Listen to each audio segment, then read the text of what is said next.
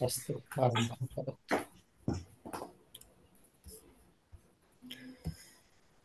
वक्रतुण्ड महाकाय सूर्यकोटिसमप्रभः निर्विघ्नं कुरु मे देव सर्वकार्येषु सर्वदा। सरस्वती नमस्तुभ्यं वरदे कामरूपिणि विद्यारम्भं करिष्यामि सिद्धिर्भवतु मे सदा।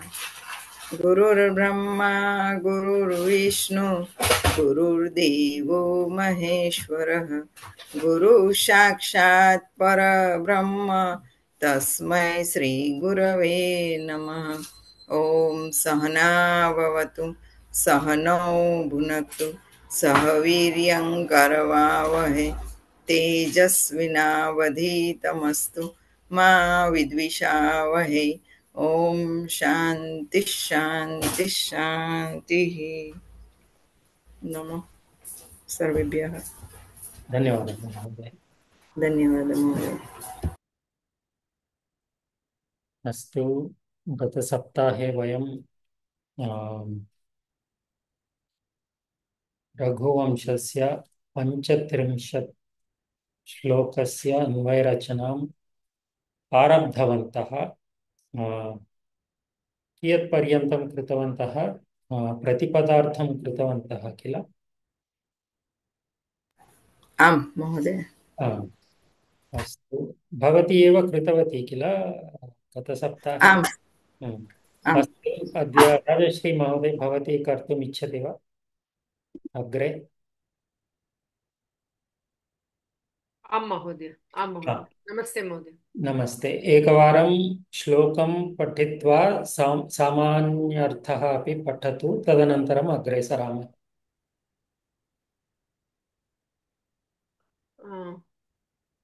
रघुवंशं कैलासगौरं वृषमारुरुक्षोः पादार्पणा पादार्पणानुग्रह पूतपृष्ठम् अवेहि मां किङ्करम् अष्टमूर्तेः कुम्भोधरं नाम निकुम्भमित्रम्। एषः श्लोकः कः वदति? सिंहः सिंहः कं वदति? राजन् प्रति। दिलीपं वदति। श्लोके श्लोकस्य तात्पर्यं किं? श्लोके किं वक्तुम् इच्छति सिंहः? सः वदति तस्य पृष्ठभागं पृष्ठभागस्य शिवः यदा ऋषभम् आरूढनं करोति आरोहणसमये आरोहणसमये आ, सिंहस्य पृष्ठभागे तस्य पादं स्थापयित्वा आ, आरोहणं करोति आ, रोहति। अतः तस्य पृष्ठभागं पावनम् अस्ति, आ, पुण्यम्। आ, श्लोके आ, अग्रे अग्रे वदतु। इति तस्य नामः अपि वदति, कुम्भोदरः इति। नाम नामः न नाम। आ, श्लोके सिंहः तस्य परिचयं ददाति राजानं। तस्य नाम कुम्भोदरमस्ति। सः निकुम्भस्य मित्रम् अस्ति।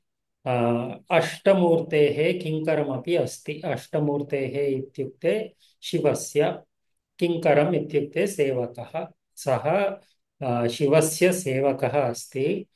तदनन्तरं यथा राजश्री महोदयया उक्तं, यस्मिन् समये शिवः नन्दिम् आरोढुम् इच्छति, तस्मिन् समये कुम्भोदरस्य पृष्ठभागे पादं स्थापयित्वा आरोहति। तद्वारा सिंहस्य पृष्ठभागं पवित्रं भवति इति सिंहः वदति। उत्तमम्। एतत् सर्वं वयं कृतवन्तः। प्रतिपदार्थमपि कृतवन्तः। क्रियापदमस्ति अवेहि। अष्टमूर्तेः अष्टमूर्तयः के इति मया अत्र दत्तमस्ति।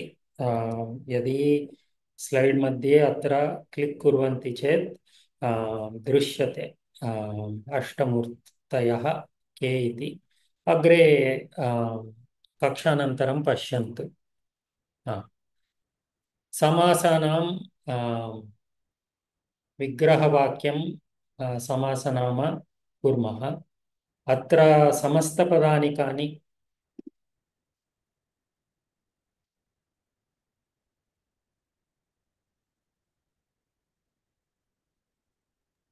कैलासगौरम, आ,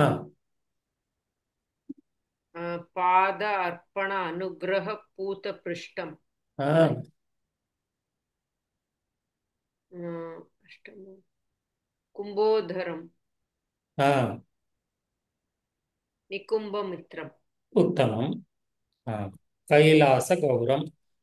वयं एकवारं पदस्य अर्थान् दर्शयामि। कैलासगौरं श्वेतवर्णं कैलासवत् शुभ्रम् अस्ति यत् तत् यः द्वितीयविभक्तौ अस्ति। कैलासगौरं कस्य विषये अस्ति एतत् पदम्? ऋषभः। वृषभस्य कैलासगौरम् इति वृषस्य विशेषणमस्ति। हा, कः वक्तुम् इच्छति अत्र कैलासगौरं वृषम्? कैलासं गौरम, कैलासः कैलासगौरम, कैलास पुल्लिङ्गपदम् अस्ति। कैलासः इव गौरम। कैलासः इव गौरम् इत्युक्ते श्वेत वर्णः अस्ति। आ, कैलासः इव श्वेतः वर्णः। कैलासगौरः यथा श्वेतवर्णे अस्ति तादृशश्वेतवर्णः वृषस्यापि अस्ति, वृषभस्यापि श्वेतवर्णम् अस्ति। एतादृश वृषभं शिवम् आरोहति। कीदृशः समासः? उपमान पूर्वपद कैलासः कर्मधारय। इव उपमानपूर्वपदकर्मधारयः। तम् इति वक्तव्यम्। अत्र द्वितीयाविभक्तौ अस्ति किल? आमाम्। हम्म। दीर्घसमासः अस्ति। पादार्पण अनुग्रहपूतपृष्ठं कति पदानि सन्ति? पञ्चपदानि सन्ति। अतः कति समासाः? चत्वारः। आ, चत्वारि। चत्वारः चत्वारः एव पुल्लिङ्ग। चत्वारः। पाद अर्पण अनुग्रह। अस्तु, पदस्य अर्थः कः पाद स्मरति वा? अहं दर्शयामि पुनः। कस्य विषये अस्ति? पादार्पण यस्य पृष्ठभागं शिवस्य पादस्पर्शेन न्यासेन पवित्रम् अभवत् तम्। पृष्ठस्य विषये अस्ति वा अन्य कस्य अपि विषये अस्ति वा पदम्? सिंहस्य पृष्ठभागे। सिंहस्य विषये अस्ति पदम्। द्वितीयाविभक्तौ अस्ति। अन्तिमे पृष्ठः इति दृश्यते, परन्तु सिंहस्य विषये अस्ति। अतः कीदृशः समासः? बहुव्रीहि। बहुव्रीहिसमासः। कथं कर्तुम् इच्छति भवती? प्रथमम् अर्थानुगुणं बहुव्रीहि कर्तुम् इच्छति वा, नो चेत् युगपत् कर्तुम् इच्छति वा? पादार्पण अनुग्रह पूत पृष्ठम्, अनुग्रहपूत पृष्ठम्, हाँ, पादे अर्पणं पादार्पणम्, हम्म, पाद पा पादयोः अर्पणम् हाँ। पादार्पणम् अनुग्रह एकनिमिषं महोदय पादस्पर्शेन पवित्रम् अभवत् यस्य पृष्ठभागं शिवस्य पादपृष्ठेन पवित्रम् अभवत् शरणन्यासरूपेण पादयोः अर्पणं पादार्पणं पूतपृष्ठं पूतेन पृष्ठं पूतपृष्ठम् हाँ। अत्र अनुग्रह समासः पृष्ठस्य विषये वदति वा अस्ति वा अन्य कस्यापि विषये अस्ति वा? सिंहस्य विषये हाँ। सो पूतेन पृष्ठं तत्र तावदेव वा? प्रथमं अ, पाद अर्पण पाद अर्पणः अनुग्रह कृत पादार्पण अनुग्रहः पूत अनुग्रहं पूतपृष्ठं यस्य सः वा पूतेन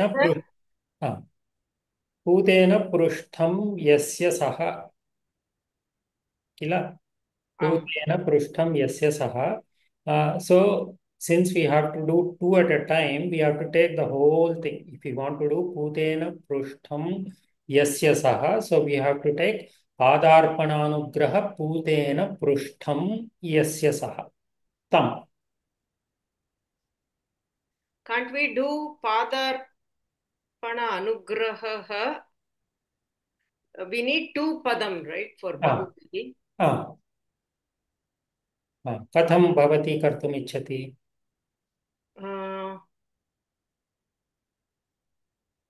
अनुग्रह पादार्पणं येन न न महोदय हाँ.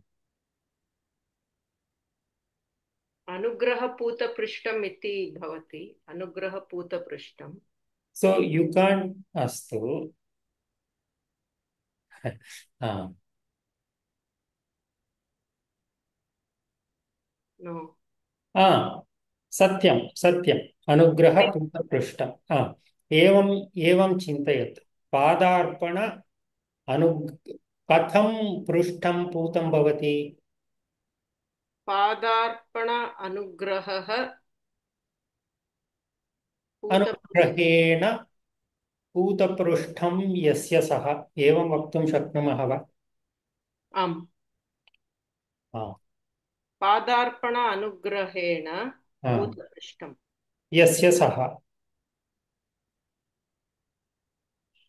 आम् वयं पृष्ठस्य परन्तु विषये न वदामः यस्य पृष्ठं पादार्पण अनुग्रहेण पूतम् अभवत् he whose back has become pavitram because of the पादार्पण अनुग्रह सत्यम आम् महोदय बट परन्तु बहुव्रीहि समासौ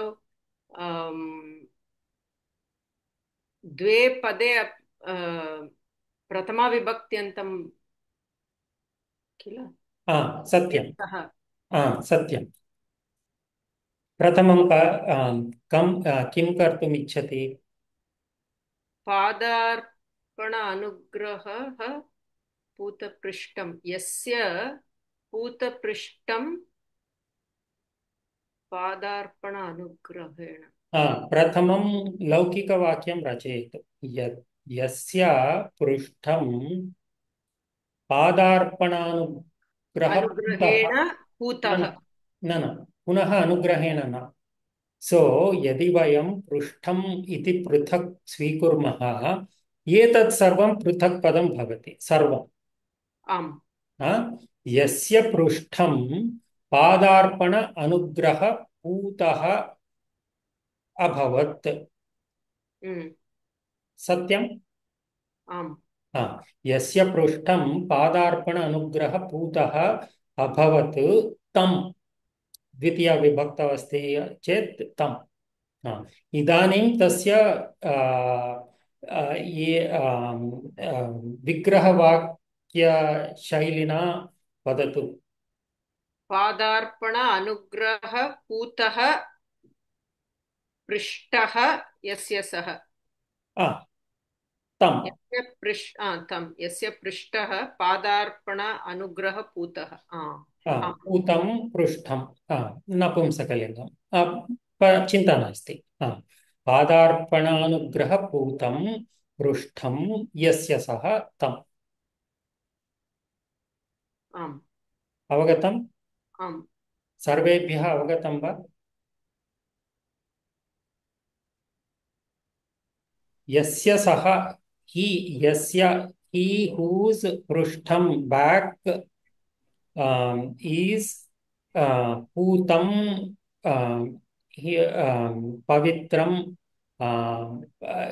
whose back is आङ्ग्लभाषायां वक्तुं किञ्चित् कठिनमस्ति। Foot touch sanctified. महोदय by the touch of the foot of the deva. महोदय वदतु वदतु। पादयोः अर्पणं पादार्पणेन अनुग्रहः अनुग्रहेण पूतं एवमपि कर्तुं शक्नुमः। साधु वा? आमामां युगपत् स्वीकृत्य कर्तुं शक्नुमः। So you can do 2 small padas at a time and build it up into the entire samasta padam, or when the pada is very long, it might make sense to do the main samasa first. That way you get the meaning of the entire padam. If you build up one by one, that is also possible, but as the English saying goes, we lose the forest for the trees. Okay. But व्याकरणरीत्या कर्तुं शक्नुमः. Nothing wrong. अर्थरीत्यापि कर्तुं शक्नुमः. Do whatever is convenient to you. इदानीं किम् अवशिष्यते? पादार्पणानुग्रहपूतम् इति अवशिष्यते। तस्य विग्रहं किम्? अस्तु अस्तु। राजश्री। पादयोः अर्पणं पादार्पणम्। अस्तु, कीदृशः समासः? सप्तमी तत्पुरुष। पादयोः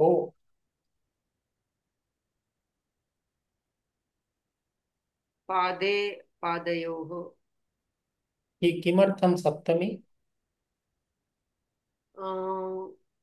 अर्पणं in the feet of the Lord or something, in the feet. न अत्र षष्ठी otherwise. षष्ठी अस्ति. The arpana of the feet. Okay. We are not offering something to Bhagavan.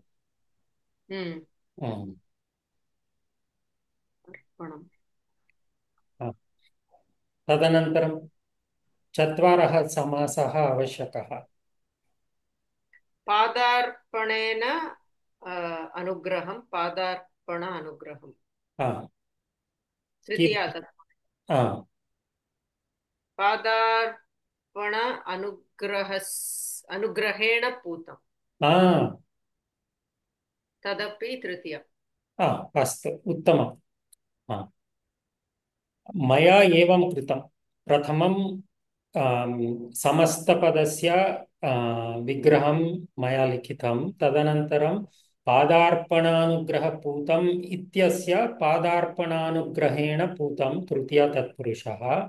पुनः एतत् स्वीकृत्य पादार्पण अनुग्रहः इति स्वीकृत्य पादार्पणम् एव अनुग्रहः। अत्र तृतीया न भवति, पादार्पणेन अनुग्रहः न। सो the touch of the feet itself is a blessing, एवम् अर्थः। अस्तु। अतः अवधारणा, तदनन्तरं पादार्पणं, पादयोः अर्पणं, षष्ठीतत्त्वंशः। उत्तमम् उत्तमम्। तद् वेदान्तस्य सारम्। सत्यं। सर्वेभ्यः अवगतं वा? प्रशान्त महोदय, रोहिणी महोदय। आं महोदय। महोदय, पादयोः अर्पणं षष्ठी, what is the meaning here? Pada arpanam means We are not offering anything to the feet of Bhagavan. In the feet of Bhagavan, the sparsha of the feet itself is a anugraha, is a blessing. Eva. Okay. अस्तु, अग्रे अष्टमूर्तेः अस्ति। अष्टमूर्तिः अष्टानां मूर्तीनां समाहारः। मूर्तीनाम्, अष्टानां मूर्तीनां, मूर्धानां वा? मूर्तिः अस्ति। अष्टानां मूर्तीनां समाहारद्विगु वा? समाहारद्विगौ समस्तपदस्य लिङ्गं किं, वचनं किम्? नपुंसक एकवचनं भवति। अत्र मूर्तेः अस्ति। मूर्तेः यदि बहुव्रीहि, एतत् बहुव्रीहि। अत्र पूर्वपदं संख्यावाचकमस्ति चेत् झटिति द्विगु, समाहारद्विगुः इति न। अर्थम् आश्रित्य अष्टमूर्तेः इत्युक्ते किम्? शिवस्य। शिवस्य, परन्तु पदस्य, समस्तपदस्य अर्थः कः? तद्वारा एव वयं विग्रहं लेखितुं शक्नुमः किल? न स्मरामि महोदय, भवान् एकवारं।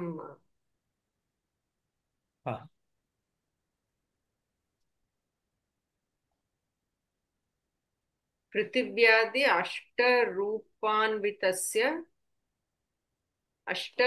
अन्वितस्य परमेश्वरस्य। मूर्तिः इत्युक्ते किम्? मूर्तिः आङ्ग्लभाषया अपि वदतु। अष्टमूर्ति मीन्स् अष्ट, the image or 8 forms. अत्र मूर्तयः विषये वदामः वा, अन्य कस्यापि विषये वदामः वा? शिवस्य। अतः कीदृशः समासः? बहुव्रीहि। बहुव्रीहिः. We are not talking about 8. We are not talking about the image or the murti, the form itself. बहुव्रीहि अस्ति चेत् लौकिकवाक्यं किं भवति? अष्टः मूर्तिः यस्य सः। मूर्तिः अष्ट इत्युक्ते इति बहुवचनं किल? मूर्तिः न। अष्टमूर्तिः, मूर्तयः, अष्टमूर्तयः, अष्टमूर्तयः यस्य सः। तदनन्तरम् अष्टमूर्तेः तस्य अष्टमूर्तयः यस्य सः तस्य समानाधिकरण षष्ट्यर्थ बहुव्रीहि। अत्र अष्ट इत्यस्य विकल्परूपम् अष्टौ अपि अस्ति। अत्र किं स्मर्तव्यम्? अष्ट संख्यावाचकपदं पूर्वपदम् अस्ति चेत् झटिति समाहारद्विगुः इति न वक्तव्यं। समस्तपदस्य लिङ्गं वचनं द्रष्टव्यं। समाहारद्विगौ समस्तपदस्य लिङ्गं नपुंसकं, वचनम् एकवचनं। परन्तु अत्र मूर्तेः अस्ति। अत्र नपुंसकलिङ्गं न भवितुम् अर्हति किल। यदि आमाम् मूर्तिं वा किमपि अन्यरूपमस्ति चेत् प्रायः समाहारद्विगुः इति वक्तुं शक्नुमः। तदनन्तरं किं द्रष्टव्यं? वयम् अष्ट इत्यस्य विषये वदामः वा मूर्तयः विषये वदामः वा? न, शिवस्य विषये वदामः। मूर्तिः अत्र शिवं साक्षात् शिवस्य विषये न वदति। किं वदति? यः यः कोऽपि अस्ति तस्य अष्टमूर्तयः सन्ति, सः इति वक्तुम् इच्छामः। अतः अन्यपदार्थस्य प्राधान्यमस्ति, बहुव्रीहिः अस्ति। एवं चिन्तयित्वा कुर्मः चेत् दोषः न भवेत्। सर्वेभ्यः अवगतं वा? कुम्भोदरं कुम्भोधरं कुम्भं कुम्भम् इव उदरं यस्य सः। कुम्भः इव उदरं यस्य सः तं। कीदृशः समासः? उपमानपूर्वपद बहुव्रीहि। अस्तु, अन्तिमम्। निकुम्भमित्रं निकुम्भस्य मित्रं निकुम्भमित्रं तं। षष्ठी मित्रं कीदृशं पदं? लिङ्गं किम्? लिङ्गं नपुंसकम्। अतः निकुम्भस्य मित्रं निकुम्भमित्रं तं। तं वा? अत्र कुम्भोदरं निकुम्भमित्रं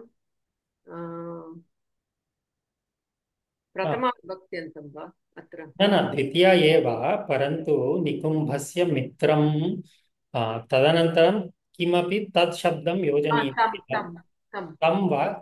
मित्रं नपुंसकमस्ति। तत् तत् अस्ति। तत् क्षम्यतां तत्। चिन्ता नास्ति, चिन्ता नास्ति। निकुम्भस्य मित्रं तत् षष्ठी तत्पुरुषः।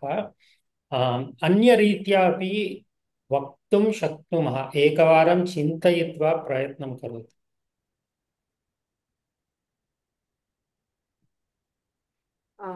कुम्भः इव रामदासः, तत्र वयं विग्रहद्वयं दृष्टवन्तः किल? रामः रामस्य दासः रामः। रामः दासः यस्य सः। निकुम्भः मित्रः यस्य सः। मित्रः वा? मित्रं यस्य सः। निकुम्भः मित्रं यस्य सः तम्।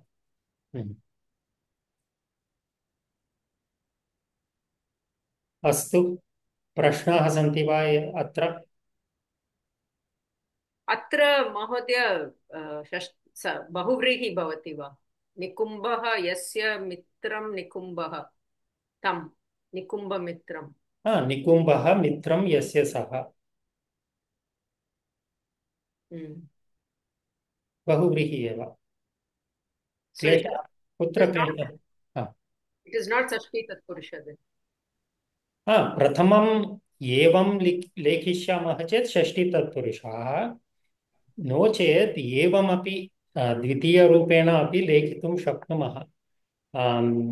he whose friend, so Nikumbha's friend, him, or Nikumbha is whose friend, he whose friend is Nikumbha.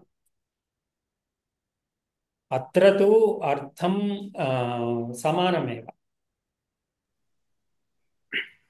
So if you are talking about Kumbhodara, this is talking about Kumbhodara eva kila. So Kumbhodara is Nikumbhasya mitram. So Nikumbha's friend, or I am Kumbhodara, Kumbhodara, me whose whose friend is Nikumbha. So it's passive rupena vadamah here atra. He is my friend, or I who am his friend एव. अस्तु. अवगतं वा? He is my अत्र friend. He is my friend, or I whose friend he is. उभयमपि साधु परन्तु प्रथमं बहुव्रीहि is better. I feel Tatpurusha is easier to understand here, in my opinion. चिन्ता नास्ति, किमपि स्वीकृत्य लिखन्तु, चिन्तयतु. परन्तु अर्थम् अवगतं किल सर्वेभ्यः? अवगतं महोदय. अग्रे सरामः. प्रश्नान् पृच्छतु महोदय. अवेहि इत्युक्ते एकवारं जानीहि, यू मे यू नो. जानीहि अत्र मध्यमपुरुष अस्ति. यू इत्युक्ते मध्यमपुरुष यू.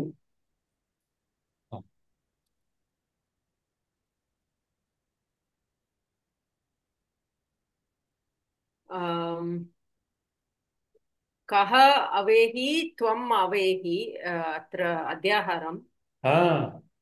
त्वम् इत्युक्ते अत्र कस्य विषयः अस्ति? दिलीपः. उत्तमम्.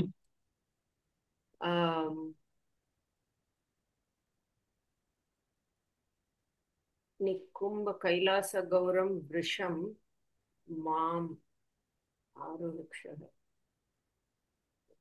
दिलीप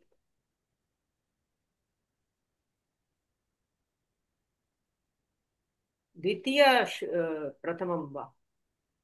कैलासगौरं वृषं पादार्पण. अत्र कैलासगौरं वृषस्य विशेषणमस्ति.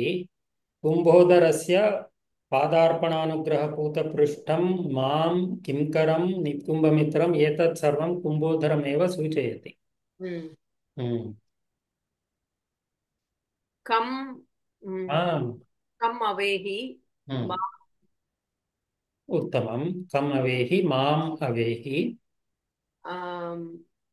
कीदृशं माम् कुम्भोदरं माम्. अस्तु. अत्र नाम इति अस्ति किल, तस्य प्रश्नं प्रष्टुं किञ्चित् क्लेशः अस्ति. अतः कुम्भोदरं नाम माम् मिलित्वा वक्तव्यम्. कम् अवेहि कुम्भोदरं कीदृशं माम् कुम्भोदरं नाम माम् अवेहि. साधारणतया वयं केवलं कुम्भोदरं माम् अवेहि इत्येव लेखिष्यामः. परन्तु अत्र नाम इति योजयित्वा वक्तव्यं, सुलभं भवति. अस्तु. कीदृशं कुम्भोदरं निकुम्भमित्रं मामेव. कीदृशं माम् पुनः कीदृशं माम् निकुम्भमित्रं माम् पुनः कीदृशं माम् पादार्पण अनुग्रहपूत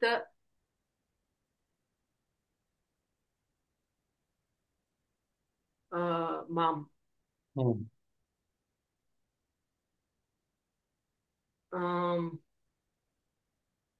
वृषं आरुरुक्षः. कस्य पादार्पण अनुग्रहपूतपृष्ठम् अष्टमूर्तेः पादार्पण अनुग्रहपूतपृष्ठम्.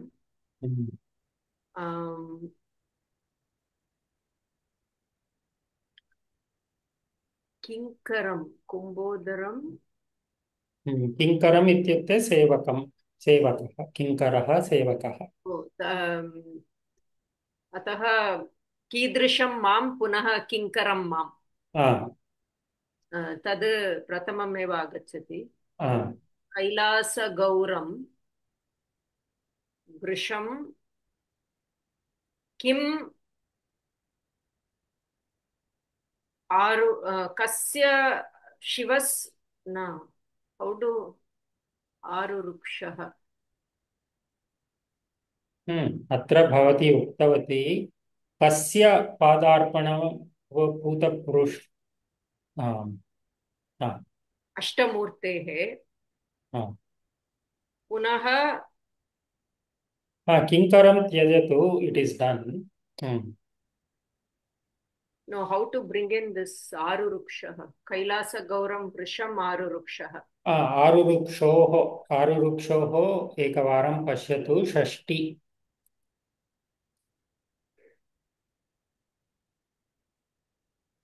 आरुरुक्षोः षष्टि एकवचनम् आरोढुम् इच्छतः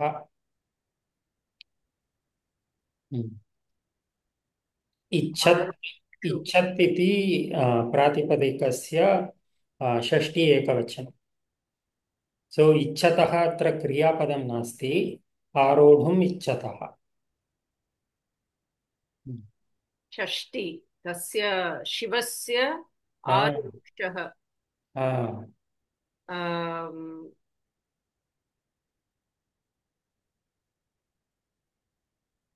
so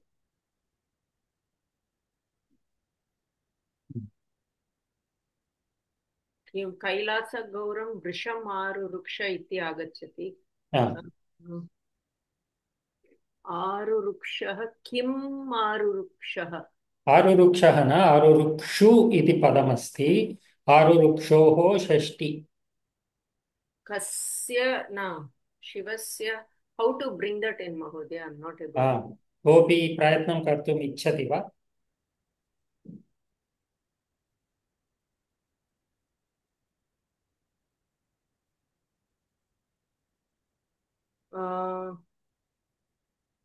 आरुरुक्षः आरुरुक्षोः आरुरुक्षो I think कीदृशं ma'am. So वृषभं वृषं न किमर्थं वृषम् इस् ए विशेषणं टु माम् वृषम् is the Nandi so at the time of by Shiva of Shiva yeah I got it तस्मिन् समये no कस्य पादार्पण अनुग्रह पूतपृष्ठम् अष्टमूर्तेः पुनः कीदृशः अष्टमूर्तेः आरुरुक्षोः अष्टमूर्तेः किम् आरुरुक्ष अष्टमूर्तेः वृषं कीदृशं वृषं कैलासगौरम् अत्र एकवारम् आरुरुक्षोः तस्य प्रश्नं पुनः पृच्छतु कस्य कीदृशस्य अष्टमूर्तेः it is a विशेषणं to अष्टमूर्ति तदनन्तरं then किम् आरुरुक्ष वृषमारुरुक्ष और कुत्र आरुरुक्ष वृषमारुरुक्ष and then कीदृशं वृषं कैलासगौरम् उत्तमम्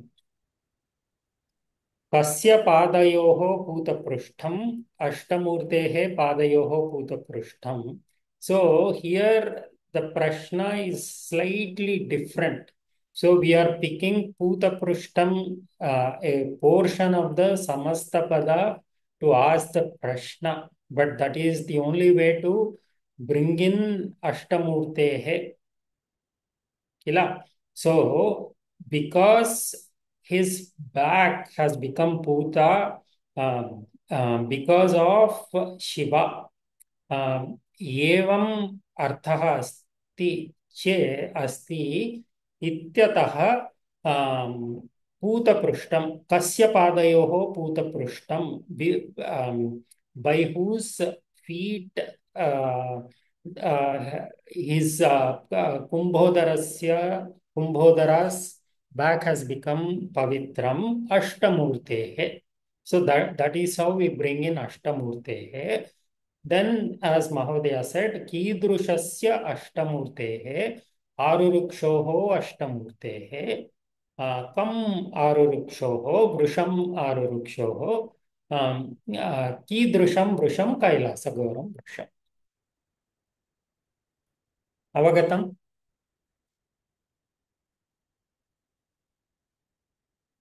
अत्र प्रश्नः एषः प्रश्नः किञ्चित् भिन्नः अस्ति. वि नार्मली टेक् द समस्तपदा and keep on adding more prashnas, but here because of the sandarbha we are asking it this way.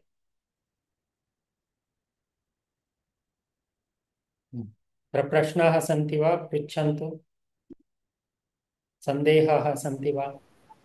महोदय कस्य पादार्पण अनुग्रह पूतपृष्ठं तस्यापि न. सो कर्तुं शक्यते नो? न किमित्युक्ते यदि सः प्रश्नः पृच्छामः चेत् then it will talk about Kumbhodara. Right? So this Samastapada refers to Kumbhodara, Simhaha. So we are saying, we are trying to bring in Shiva. So what is the relationship of Shiva to the other padas? The only pada that it is related to is this Samastapada, Adarpana Anugraha Puta Prushtam. Parantu in this Samasta Padam,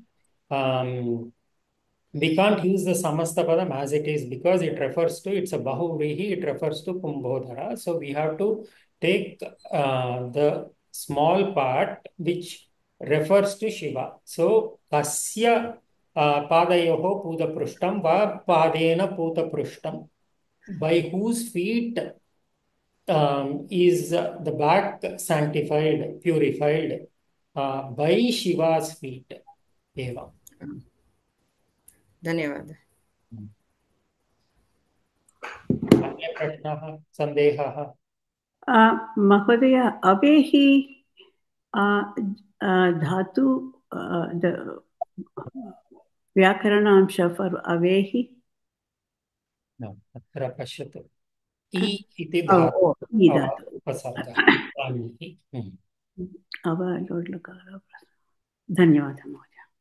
Mahodaya, can we ask Kena Padanugraha Puta Prishtam and then give the answer in Shashti, Ashtamurtehe? Question is in Tritiya, but कथम्? if we ask Kena Padarpana Anugraha Puta Prishtam, by whom? न तत्र पृष्ठं पूतं भवति. पुनः एकवारं पृच्छतु. केन Padarpananugraha Puta Prishtam.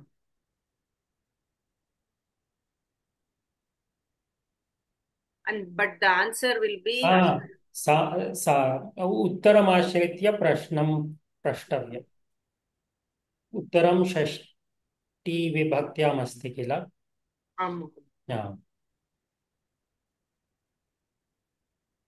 अस्तु. अन्ये प्रश्नाः सन्ति वा?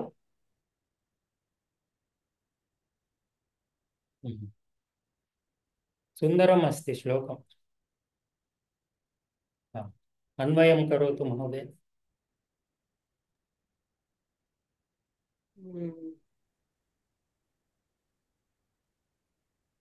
Build it up. Mam Avehi. Mam Avehi. Mam Kumbhodaram Nikumba Mitram Nama Kumbhodaram Nama Kumbhodaram Nama Nikumba Mitram Kinkaram Avehi.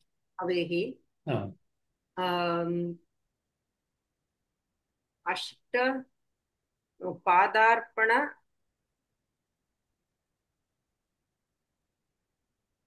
where is Ashtamurti? Okay. Away मां पादार्पण अनुग्रह अष्टमूर्तेः पादार्पण अनुग्रह पूत पृष्ठम् अवेहि उत्तमम् then मां अष्टमूर्तेः पादार्पण पूत पृष्ठम्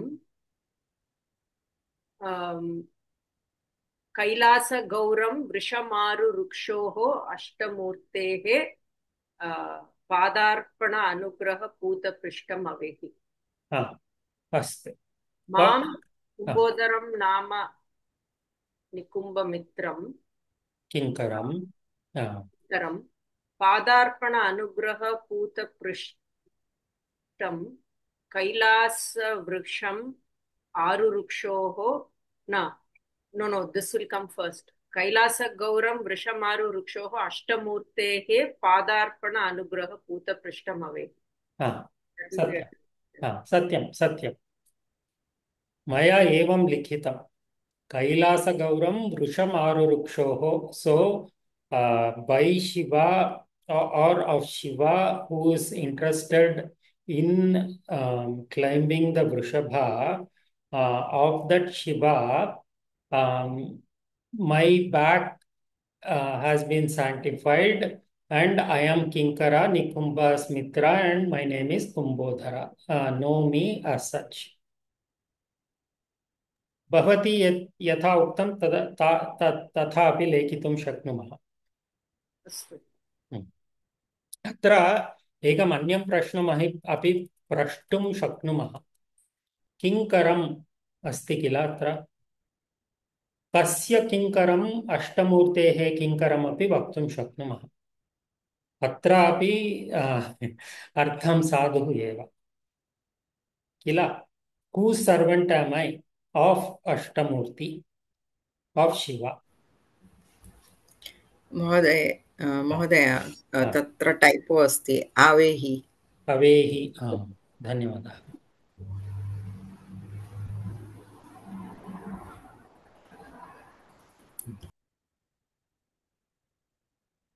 सर्वेभ्यः अवगतं वा प्रश्नाः सन्देहाः सन्ति वा सुलभः एव किल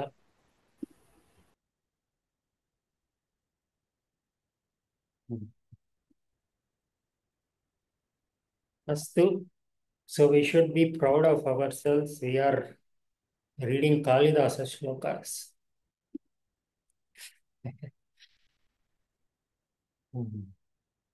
अस्तु किञ्चित् समासानाम् अभ्यासं कुर्मः वा मङ्गलवासरे अपि हितिराजन् महोदय समासानाम् अभ्यासान् कारयति आगच्छन्तु मया महोदयया सह सम्भाषणं कृतं मया स्पष्टं कृतं अस्माकं कृते समासानाम् अभ्यासम् आवश्यकमस्ति तत्र एव भवती किञ्चित् समयं व्यापयतु इति तस्मिन् विषये एव अभ्यासान् कारयति कृपया आगच्छन्तु वयमपि किञ्चित् अभ्यासान् कुर्मः एषाः अभ्यासाः एषाः प्रश्नाः गृहकार्ये अपि मया दीयते परन्तु किञ्चित् क्लेशः अस्ति अर्थावगमने अतः अत्रापि कुर्मः मिलित्वा कः कर्तुम् इच्छति रोहिणी महोदय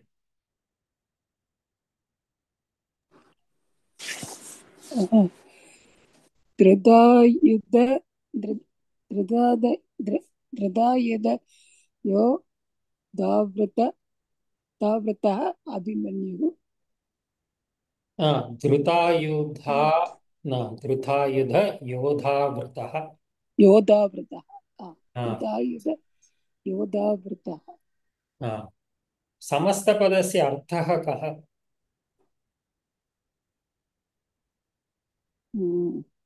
धृत आयुधः ओ इति आयुधं धरति धरति योधा योधा इत्युक्ते वीरः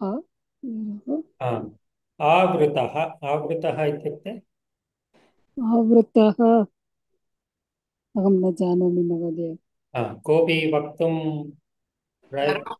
surrounded परिवेश सराउण्डेड् अत्र अत्र समस्तपदस्य अर्थः कः he who is surrounded by warriors who are having आयुधास् अवगतम् आम् आम् आम् अभिमन्योः विषये अस्ति एतत् पदम् कीदृशः समासः भवेत् एवम् अर्थम् अस्ति चेत् आयुध वेपन् बहुव्रीहिः अत्रापि अत्र कति पदानि सन्ति धृत आयुध योधः आवृतः सो चत्वारि कति समासः भवति त्रीणि त्रयः समासाः अत्रापि प्रथमं बहुव्रीहिः अस्ति चेत् प्रथमं समस्तपदस्य बहुव्रीहिना कर्तुं शक्यते तदनन्तरं पृथक् पृथक् कर्तुं शक्यते नो चेत् धृतायुधः आयुधयोधा एवमपि कर्तुं शक्यते टॉप डाउन और bottom up whatever you want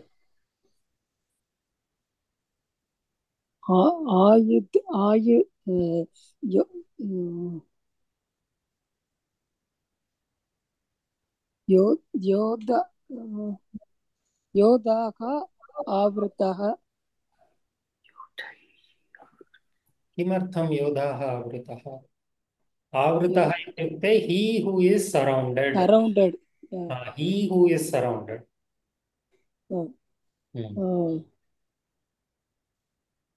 योधा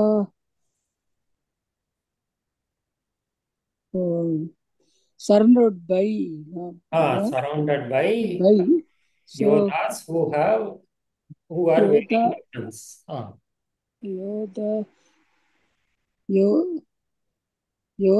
योधा is स्त्रीलिंग योधः राम शब्दवत्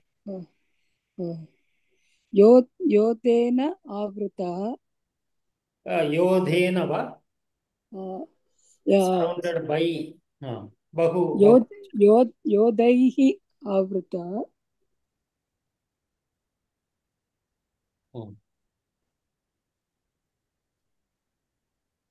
योधैः आवृतः यस्य सः कथं योधैः आवृतः यस्य सः वा नो योधैः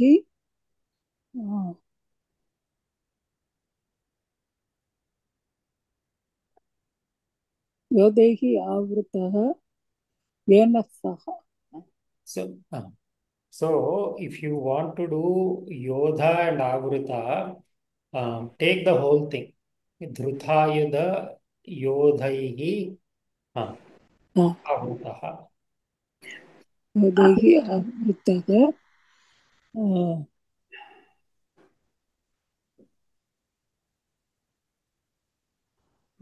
महोदय प्रश्नः सो धृतायुधयोधैः आवृतः कर्मधारयेन so let her try no okay. Let her make mistakes let her say no I thought you had read on theory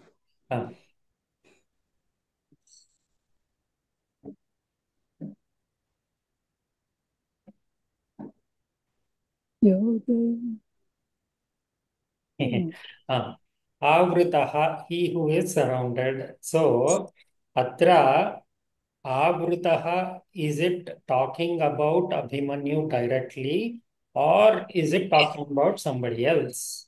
Etat prashnah prushtavyah. We have to ask. This is talking about Abhimanyu Eva. Eva. Ataha bahuvrihi na. Oh. Kila. So just because the pada doesn't have the name Abhimanyu, we can't say it is bahuvrihi. So it is sakshat Abhimanyoho vishaye eva samasta padam vadati. Ataha bahuvrihi na.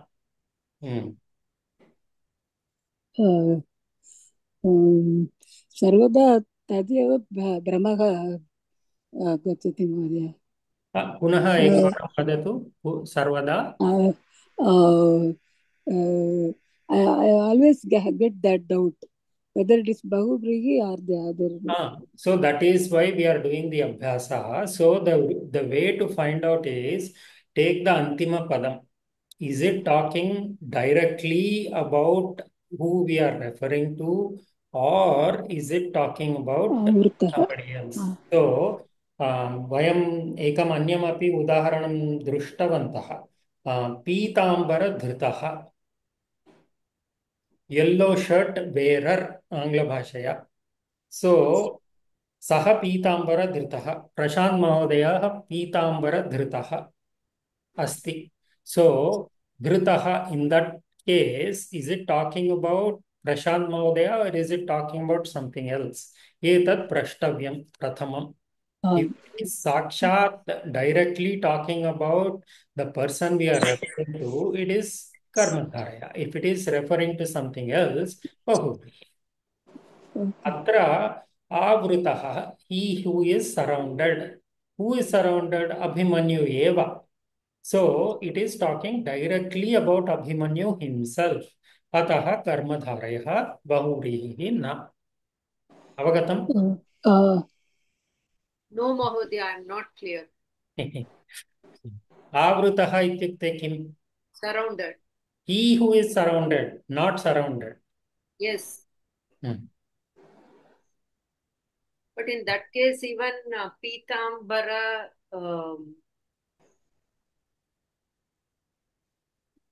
Dhritaha, we said last time that was Bahuvrihi. Pitambaram Dhritam Yena Saha. That was Bahuvrihi. Sandarbham aham na smarami. Vakyam kimapi asit. So it was just aham pitambara dhritaha asmi or something. Okay. So vayam likitavantaha pitambaram dhritam yena saha. Yena pitambaram dhritam saha. Pitambara dhritaha asmi. Aham pitambara dhritaha asmi. I think last week or before that. Mahodaya, if it's Pratama Vibhaktihi, it's not Bahuvrihi. See, Avritaha Saha, then it's Pratama Vibhakta Vasti, Tataha, it's Karmadharaya Eva, na Bahuvrihi. Bahuvrihi Bhavan Bhuktavan. Dvitiya vibhaktau arabdha saptami vibhaktyantaram samadhi takshayam bhavan bhuktavan. Pratama, the thing is, Pratama vibhakta vasti chet, it's karmadharaya. No, but that is Pratama vibhakta, Dvitiyantam only for the Yad Shabdam. Not for the Samastam. Yeah, this is Yad Shabdam eva, but Avritaha, Kaha Avritaha, there is no Dvitiya vibhakti there. There is no other vibhakti other than Pratama vibhakti. No, Mahodaya, I thought it can be Dhritayuda Yodaha Avritaha Yamsaha. Yam Dhritayuda Yodaha Avritaha. He who was surrounded by Yam Saha. That was what I was thinking. Dhritayuda Yodaha Avritaha Yam Saha. I think Dhruta Yudha Yodhehi Avrutaha Yena Saha. No, no. So we have धृतायुध to give. एकक्षणं हर्ष महोदय. धृतायुधयोधैः आवृतः. So धृतायुधयोधैः इत्युक्ते किम्? Means who has ayud and warriors, yodhehi is, by armed warriors. yeah. He avrutaha, he who is surrounded by armed warriors iti arthaha. Kila?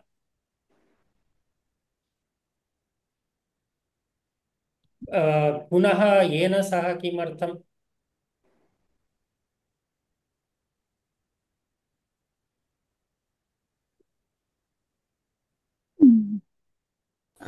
Means he was surrounded by. No. Avrutaha, he who is surrounded by. Avrutaha itself has that. He who is surrounded. By whom? Dhritayudha yodhaihi. So by armed warriors. Kutra kleshah tatra? Then it's a trutiya Tritiya tatpurusha. Satyam. Yeah, tatpurusha. Because Because Bhrutta is a ta pratyaya. Satyam. We can see it that way also. So, Avrutaha is directly talking about Abhimanyu. That is why it is not Bahuvrihi. So, I think that is how you distinguish between Karmadharayaha and Bahuvrihi. And tatpurush.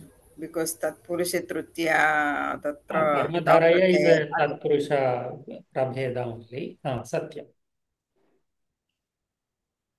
अस्तु अत्र क्लेशः अस्ति चेत् पुनः सर्वं कुर्मः तदनन्तरं एतं प्रश्नं पुनः पश्यामः यदि द्रुतायुधः अस्ति चेत् पुनः समासः कः रोहिणी महोदय धृतः महोदय धृतः आयुधः that refers to Yodaha. So, Dritaha Ayudaha. I don't know.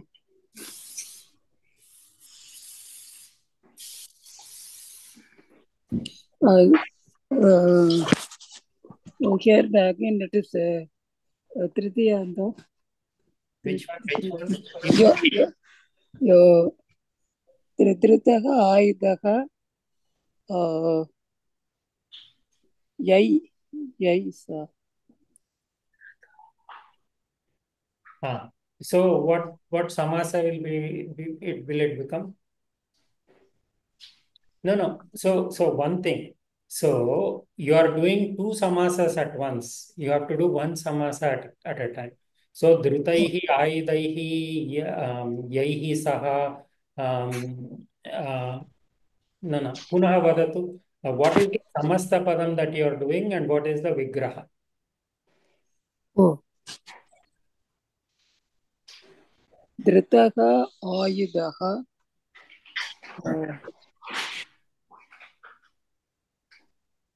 Dritaha Ayudaha Yodaha.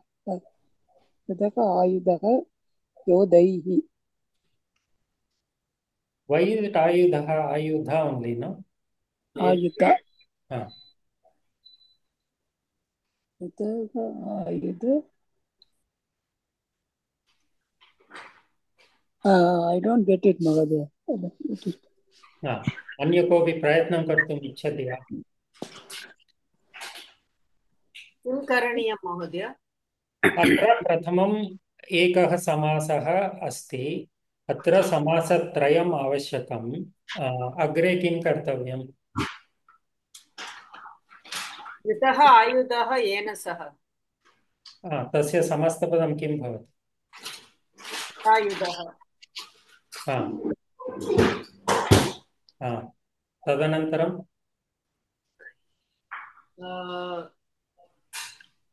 धृतायुध धृतायुधस्य योधः धृत आयु न that will be धृतायुध योधः is विशेषण पूर्वपद कर्मधारयः सम्यक् धृतायुधः योधः सम्यक् एव, परन्तु अत्र बहुवचनम् अस्ति, बहुवचने वक्तव्यम्। धृतायुधयोधैः, धृतायुधाः योधाः तैः, धृतायुधाः धृतानि आयुधानि यैः ते। सत्यं, भवती एकवचने उक्तवती, अत्र बहुवचने मया लिखितं। सत्यं। परन्तु महोदय I still feel it can be अस्तु, अग्रे अग्रे अग्रे सर्वं समापयित्वा अत्र आगच्छामः। अस्तु अस्तु। हर्षा महोदय, एतत् प्रयत्नं करोतु। लम्बोदर पदाम्बुजं गणेशस्य पादपद्मं। पादपद्मं समस्तपदस्य अर्थः अस्ति। So this is not referring to this is not, I'm not saying it's a bahuvrihi, I'm just saying this is the artha of the samastapada.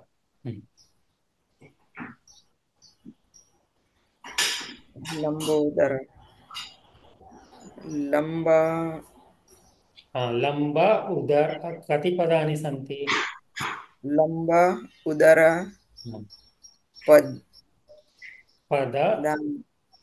पद अम्बुजं चत्वारि।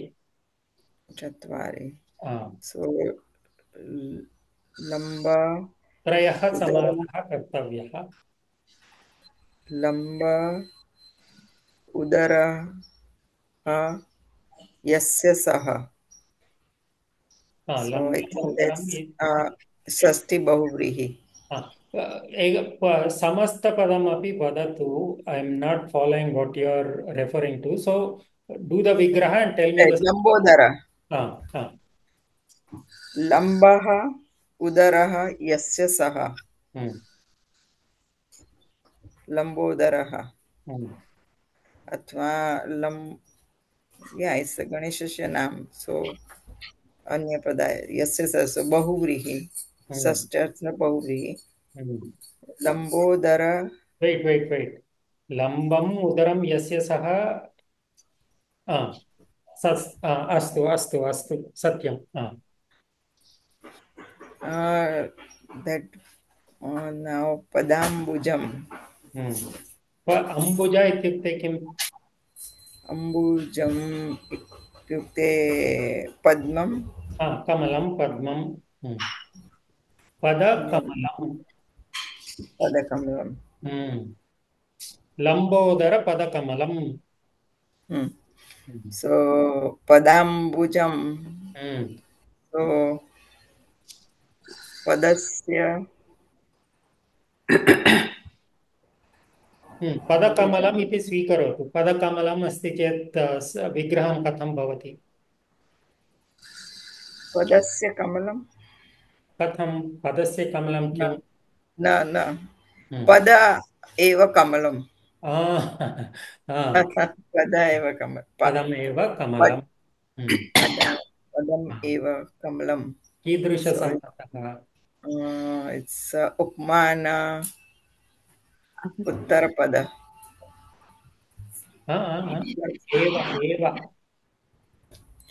पद एव राइट। अवधारणा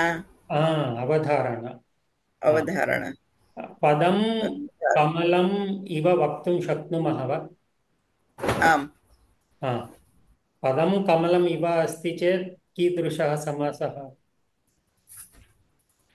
पदं कमलम् अवधारणा संभावना। एव अस्ति चेत् अवधारणा। पदं कमलम् इव इव अस्ति चेत् उपमान उत्तरपदम्। उपमान उत्तरपद। पदाम्बुजं पदम् अम्बुजम् इव नो चेत् पदमेव अम्बुजम् Now Lambodharam Padambujam. So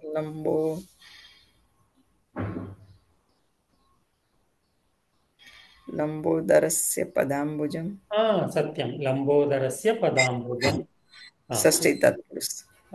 Ambuj इत्यस्यापि विग्रहं कर्तुं शक्नुमः वा? अम्बुज तत्र कति पदानि सन्ति? अम्बुज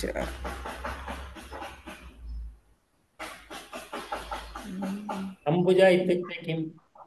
सामान्यार्थः कः?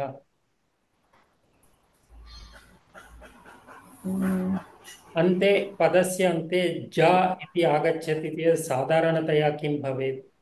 वन जलज जलम जलम ज वनज तत्र जलं नास्ति किल? वनज वनज इत्युक्ते जायते जायते. सो जायते अम्बु अम्बुनि जायते अम्बुनि जायते अम्बुज अम्बुजं कीदृशः समासः? अम्बुनि जायते इति अम्बुजः अम्बुजम्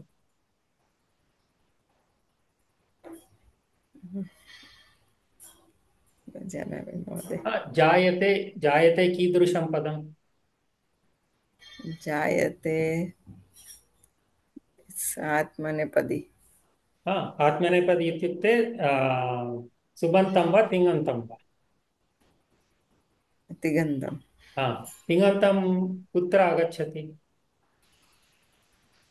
साधारणतया समासस्य पदद्वयं सुबन्तमेव किल? परन्तु विग्रहे जायते क्रियापदम् आगच्छति. क्रियापदं कुत्र आगच्छति? कस्मिन् समासे? जानामि महोदय. कुम्भकारः कुम्भं करोति इति कुम्भकारः. तत्र करोति क्रियापदं किल? कीदृशः समासः? कुम्भं करोति इति कुम्भकारः. नाम न जानामि. उपपद. यत्र विग्रहवाक्ये क्रियापदम् आगच्छति प्रायः उपपदसमासः. अम्बुनि जायते इति अम्बुजम् अम्बुजः अम्बुजा. धन्यवादः. उत्तमम् उत्तमम्. अम्बुजम् इत्युक्ते कमलं. मया प्रथमं समस्तपदस्य अर्थमाश्रित्य विग्रहं लिखितं. लम्बोदरस्य पदाम्बुजं षष्ठी तत्पुरुष गणेशस्य पादकमलं. तदनन्तरं लम्बोदरस्य इति लिखितं. लम्बम् उदरं यस्य सः तस्य समानाधिकरण बहुव्रीहि यथा महोदयया उक्तं. तदनन्तरं पदाम्बुजं पदम् अम्बुजम् इव नो चेत् पदम् एव अम्बुजम्. अन्तिमे अम्बुनि जायते इति उपपदम्. अवगतम्? अवगतं महोदय. धन्यवादः. सर्वेभ्यः अवगतं वा? प्रश्नाः सन्ति वा? मया कृते समासानाम् अभ्यासं करणीयम्. सर्वेभ्यः सर्वेषां कृते. अत एव अभ्यासवर्गं वर्गे आगच्छति. रुक्मिणी महोदय भवती वक्तुं शक्नोति वा? शक्तिः अस्ति वा? प्रयत्नं करोमि महोदय. प्रयत्नं करोमि. बृहत् कर्तुं शक्नोति वा? स्क्रीन् बृहत् कर्तुं ओके. जनन मरण दुःखच्छेद दक्षः. वाव्. ओके. दक्षः जनन मरण दुःखच्छेद दक्षः इत्युक्ते निपुणः. निपुणः. ओके. निपुणः कुत्र आगच्छति? आगच्छेत्. निपुणः इत्यर्थे समानार्थपदानि आगच्छति चेत् कीदृशः समासः भवेत्? पटुः, निपुणः,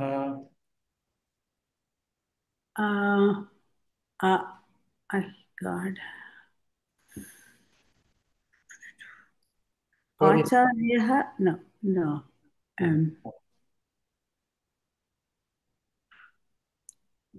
न स्मरामि महोदय.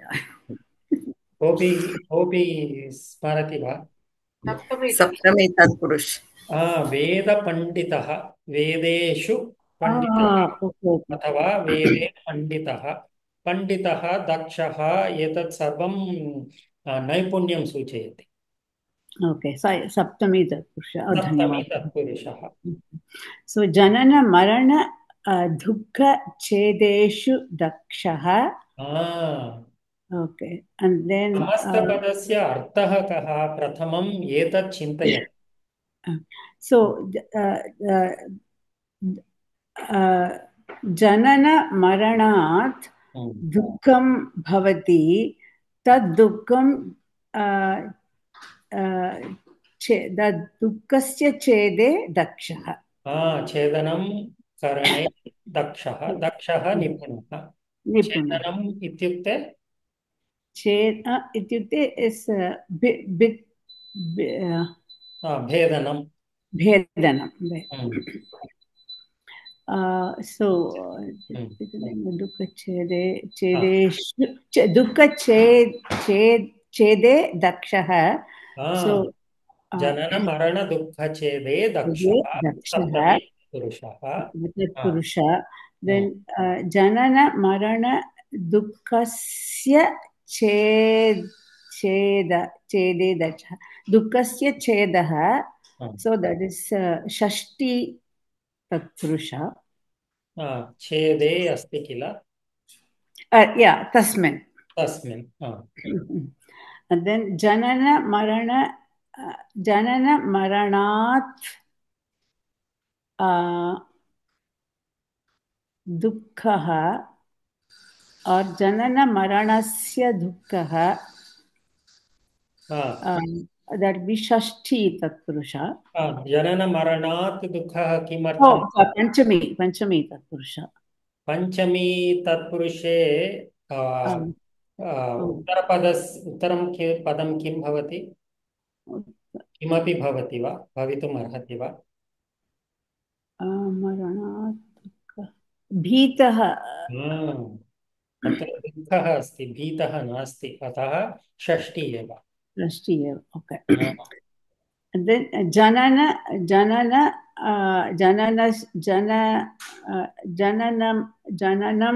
च मरणं च द्वन्द्वसमासः. समस्तपदं किं भवति तत्र? जननं च मरणं च no, it's not द्वन्द्वा because द्वन्द्व एव. So जनन मरणौ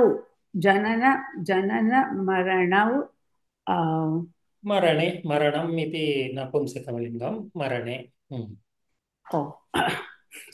उत्तमम्.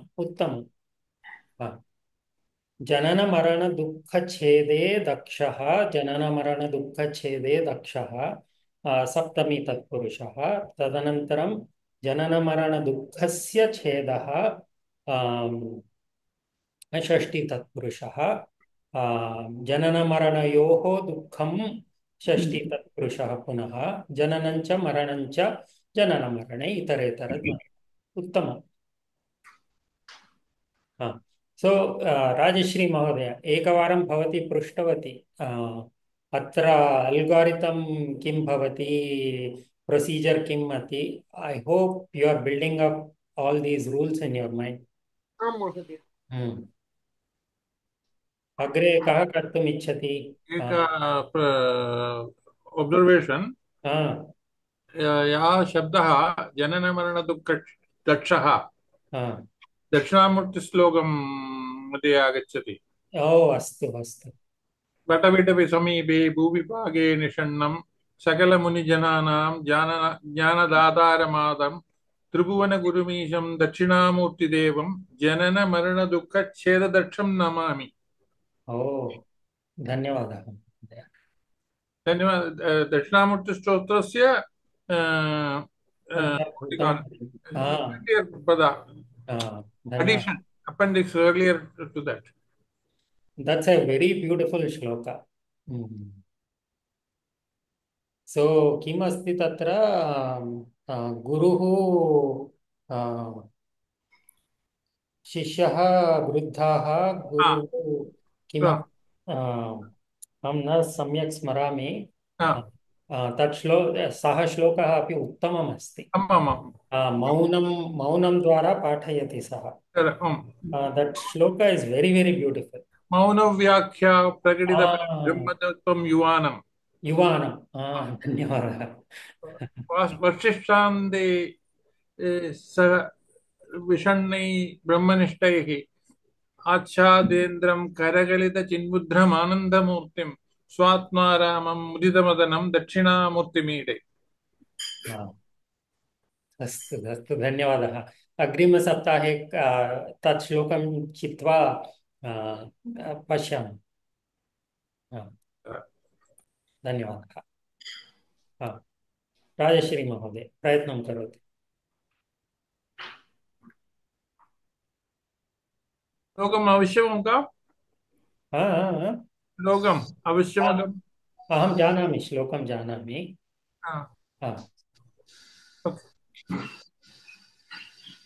राजश्री महोदय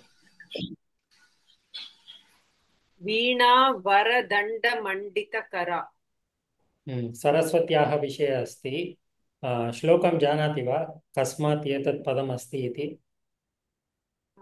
याकुन्देन्दु याकुन्देन्दु सत्यम्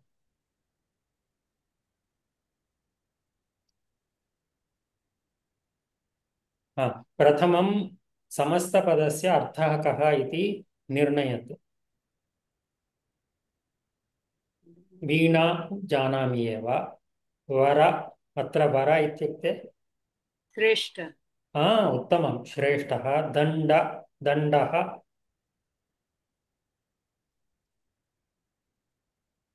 वीणा वीणायाः वरदण्डः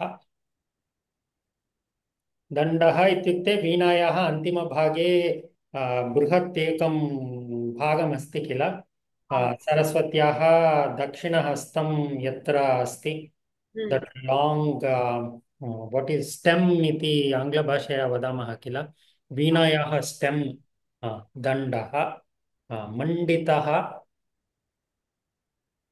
मण्डित इत्युक्ते मण्डितकरा वीणा दण्डमण्डितकरा मण्डित इत्युक्ते प्रणाम इत्या न भूषिते अडॉर्न्ड बै डेकोरेटेड बै एवम् अस्तु अत्र कति पदानि सन्ति वीणा वर दण्ड मण्डित kara acha her hand is adorned with she whose hand is adorned with veena varaveena dandamandita varadandamandita veena वीणायाः श्रेष्ठ दण्ड करा अत्र करा अस्ति सरस्वत्याः विषये अस्ति परन्तु अत्र कर इत्युक्ते हस्तः सो प्रायः कीदृशः समासः भवेत्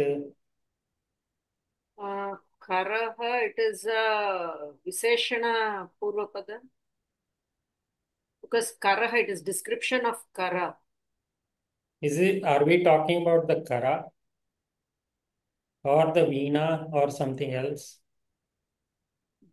varadanda mandita kara so the hand is being adorned by the stem of the veena that is shrestha so that's it is a but सम्पूर्णं श्लोकं किम् अस्ति? या कुन्देन्दु तुषारहस्तधवला या शुभ्रवस्त्रा या वीणा वरदण्ड मण्डितकरा या श्वेत पद्मासना या पद्मासना। सो अन्तिमे किं भवति? सा मां पातु। सो या सरस्वती एवमस्ति सा मां पातु इति अस्ति किल? आम् So these are all Visheshanas to Saraswati. अस्तु Hmm. then it will be bahuvrihi. Then it will be Bahuvrihi. So my suggestion is do the Bahuvrihi first, then do the other padas.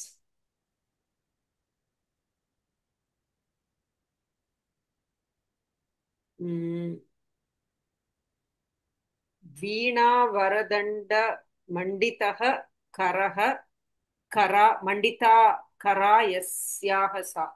करा इति किमपि पदं नास्ति, करः एव। So मण्डितः करः यस्याः सा। मण्डितः करः यस्याः सा। उत्तमम्। Then अत्र क्षम्यताम्, सम्यक् एव। वीणायां वरः वीणावरः। वीणायाः न सि अत्र वयं किं वदामः? वरदण्डः श्रेष्ठः दण्डः। Oh, it goes with श्रेष्ठ दण्ड. Okay. वरदण्ड। वरवीणा नास्ति अत्र, वीणा वरदण्ड अस्ति। वरवीणा अस्ति चेत् प्रायः विशेषणपूर्वपदं भवति। तदपि श्लोके अस्ति किल, वरवीणा मृदुपाणि। न तद् गीतं महोदय। गीतं गीतम् अन्य गीतमस्ति। रुक्मिणी महोदय प्रायः जानाति। वरवीणा मृदुपाणि comes like that. सत्यं। वनरुहलोचन राणि। परन्तु अत्र वीणावर अस्ति। वीणा वरदण्ड दण्डेन वीणा वरदण्डेन मण्डितकरः। मण्डितः करः किमर्थं? करः इस् गान्। ओके। वीणा वरदण्डेन मण्डितः, सो दट विल बी तृतीय तत्पुरुष। उत्तमम्। देन वीणा वरदण्डः वरदण्ड वरः दण्डः विशेषण पूर्वपद कर्मधारय तेन। वीणा च वरदण्डः च वीणायाः वरदण्डः वीणायाः वरदण्ड वीणा वरदण्ड। उत्तमम् उत्तमं। वीणायाः वरदण्डः षष्ठी तत्पुरुषः, वरदण्डः वरः दण्डः विशेषणपूर्वपद। सो I find this way of doing top down is helpful in some cases. We can build it up this way also, but then I find myself getting lost. यदि उपरि आरभ्य अधः गच्छामि चेत् मम कृते एवं सुलभं भवति। सर्वेभ्यः अवगतं वा? महोदय, the padam धृतायुधयोधावृतः, We said we'll come back to that, right? So please wait. Yeah, okay. प्रशांत महोदय झटिति करोतु एतत्। राम दीर्घ बाहुः आसीत्, व्याधः दीर्घ बाहुनां पक्षिशावकं गृहीतवान्। व्याधः इत्युक्ते Hunter hunter. Dirghabahuna, long and bahuna, arms, could it be hands? na bahuna, The guruna, का विभक्ति? Shashti. ना ना, Very गुरुणा. fine. Say, तृतीया एक Tritiya. Yeah, पक्षी शावकम. पक्षियों के बच्चों को, the children. Yeah. गुड. रामः दीर्घबाहुः आसीत्. प्रथमं अस्य विग्रहं करोतु. रामः दीर्घबाहु आसीत्. दीर्घ अत्र हलन्त नास्ति. दीर्घबाहु यस्य सः. उत्तमं. परन्तु उत्तमं बाहुः कति बाहुः सन्ति? How many? रामस्य बाहु अस्ति. रामस्य only, that is fine. बाहुः एकवचनं. How many hands does he have? One or two? Two. So द्विवचने वदतु. दीर्घः बाहुः यस्य सः, that is fine, but that is ekavachanam. What will it be in dvivachanam?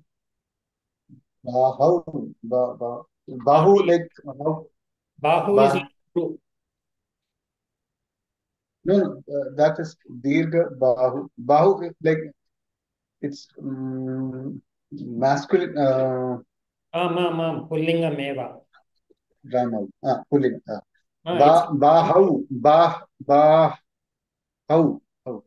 Guruhu.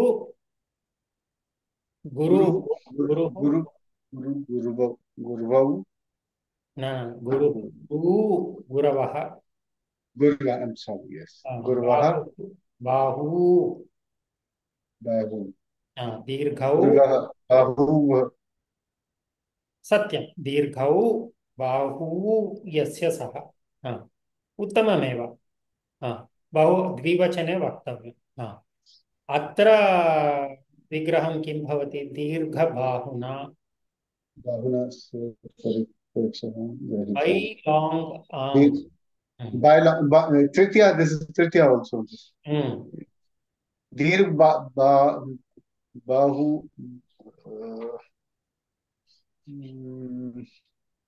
Bhyam. Bahu Bhyam. न वाक्यस्य अर्थः कः? Vyadha Dirba, like the hunter with his long hands, Pakshi Shavakam, great. Like he was like he took away or pakad liya. ठीक है. Tail, yeah, this is what I was saying. Tritiya. No, विग्रहं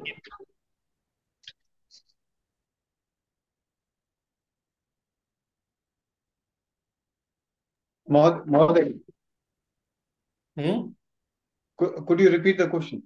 विग्रहवाक्यं किं? दीर्घबाहुना इत्यस्य विग्रहवाक्यं किम्? दीर्घबाहुना येन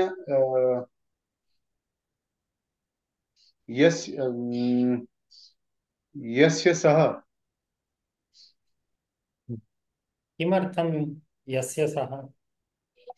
Like, here it is Tritiya with the Dirbahuna. No. So, prathama-vakye dirgha-bahuhu asti. So, Rama is long-handed person. Angla bhashaya. है ना? Tatra long, we are not talking about long, we are not talking about hands. We are talking about something else which is Rama. That is why Bahuvrihi. Here, are we talking about the long hand or something else? We are saying the hunter grabbed the pakshi with his long hands. So are we talking about the hands or something else? Vyadha, then, yeah, Vyadha. Nahi bhaiya. Hunter grabbed the bird with his long hands. Long hands. So long hands, are we talking about the hands or something else? Hands only, no? Talking about the hands, yes. हाँ, लंबे हाथों के साथ बच्चों को पकड़ लिया उसने। तो वहां पर लंबे हाथों की बात ही कर रहे हैं ना हम? हाँ महोदय। किसी अन्य विषय के बारे में तो बात नहीं कर रहे हैं। तत्पुरुष। हाँ, तत्पुरुष। हाँ, सत्यम। हाँ, विग्रहं किं भवति? दीर्घ bahu, like bahu, like hands would be two, then bahubhyam, but this is bahu. Bahu only. Yen bahu. Okay. Dirgha bahu. Yena saha. No, yena saha. No, yena, no. Dirgha bahu. Dirgha bahu. Bahu. Dirgha bahu. And then Tritiya vibhakta asti, so you have to add a tat shabda in Tritiya. Ten. तेन ओ ताभ्याम सत्यम। एकवचने अस्ति चेत् तेन, द्विवचने अस्ति चेत् ताभ्याम। दीर्घः बाहुः तेन विशेषणपूर्वपद कर्मधारय। उत्तमम्। अत्र समापयामः वा अग्रे किञ्चित् समयं व्याप्य समापयामः? समयः अस्ति वा? 10 निमिषाः। अस्तु।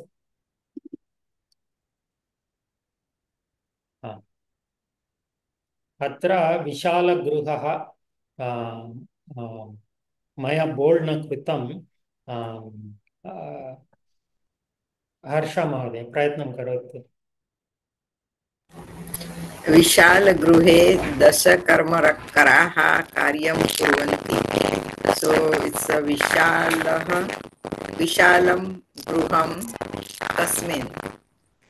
So विशेषण पूर्वपद कर्मधारय।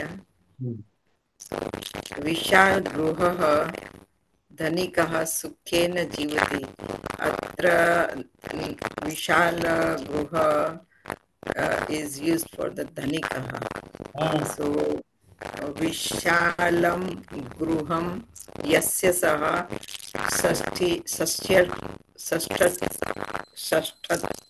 षष्ट्यर्थ समाधिकरण बहुव्रीहि। विशालगृहे विशालं गृहं तस्मिन् विशेषणपूर्वपदकर्मधारयः। अत्र तु धनिकस्य विषये अस्ति विशालगृहः, अतः विशालं गृहं यस्य सः। प्रशान्त महोदय अवगतं वा? रोहिणी महोदय अस्ति वा?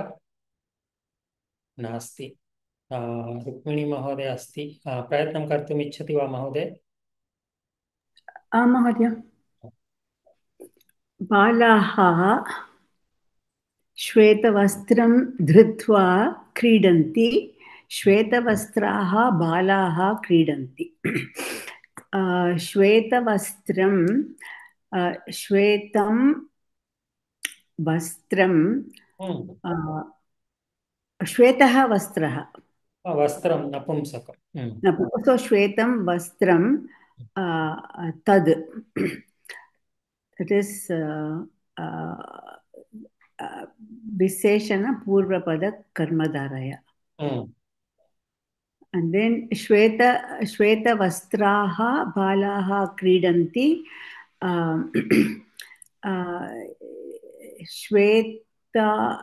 श्वेताः वस्त्राः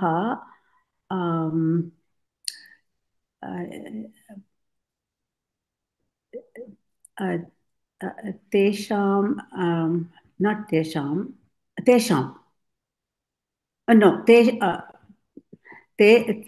श्वेताः वस्त्राः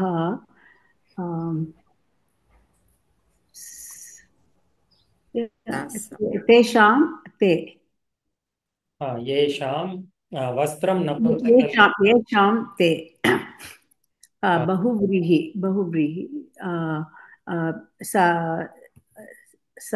षष्ट्यर्थ समानाधिकरण बहुव्रीहि।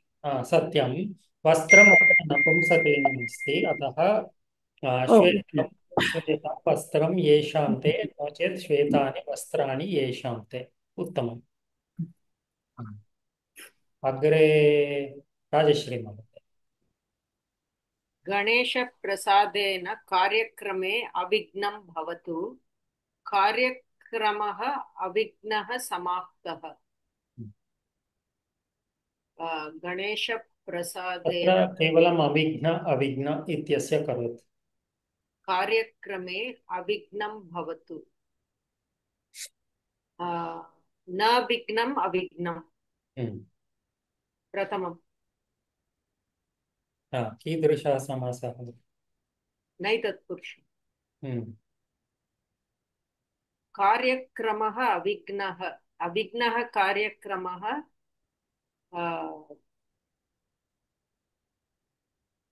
न विद्यते विघ्नः यस्य सः। उत्तमं।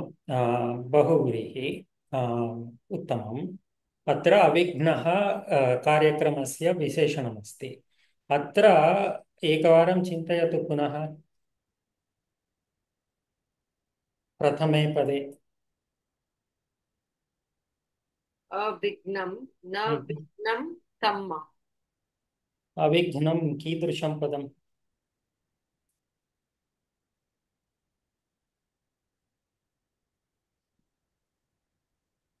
अव्ययम्। अव्ययम्। अविघ्नं भवतु अव्ययीभाव समासः। विग्रहं किं भवेत्? न अविघ्नं निर्विघ्नम् इत्युक्ते अभावः, अविघ्नम् इत्युक्ते न विघ्नम् इति। न अभावः एव। विघ्नानाम् अथवा विघ्नस्य अभावः अविघ्नं। द्वितीय उदाहरणे बहुव्रीहि यथा भवत्या उक्तं। न विद्यते विघ्नः यस्मिन् सः। अविघ्नम् अत्र इति उपसर्ग विघ्नं। परन्तु समस्तपदम् अव्ययमस्ति।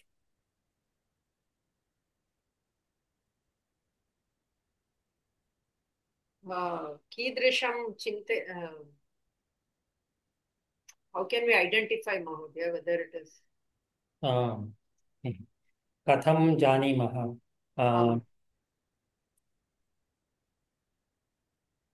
कार्य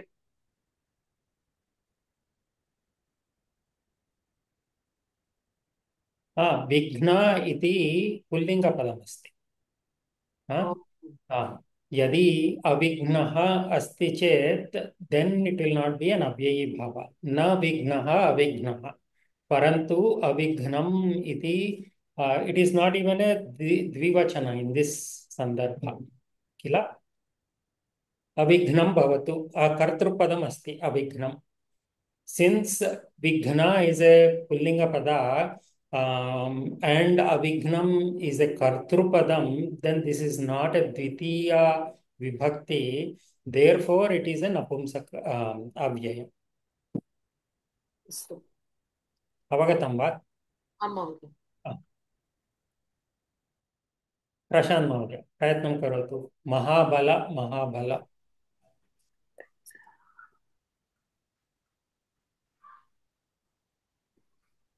नास्ति वा? सः नास्ति। अस्तु हर्ष महोदय। महत् बलं यस्य सः षष्ट्यर्थ बहुव्रीहि समासः। प्रथमं सः तपसा महाबलम् अर्जितवान्। महत् बलं विशेषण तम। महत् बलं तम विशेषण पूर्वपद कर्मधारय। सत्यम्। अत्र तम् अहं लेखिष्यामि। अस्तु।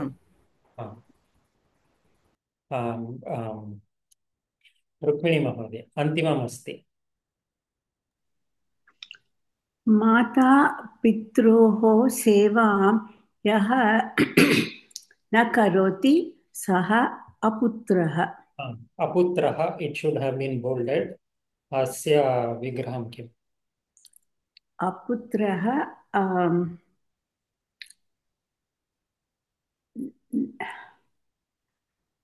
na vidyat.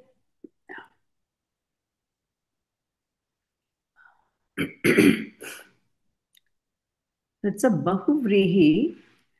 Kimartham? So referring to the putraha. So if it already has putra. Oh yeah. No, so no, not bahuvrihi. It's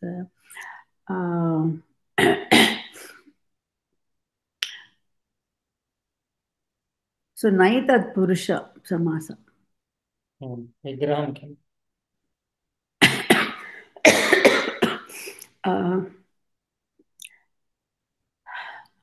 So it's not na vidyate putraha. It's Na not. vidyate will be No. It's not. It is not that. That's wrong.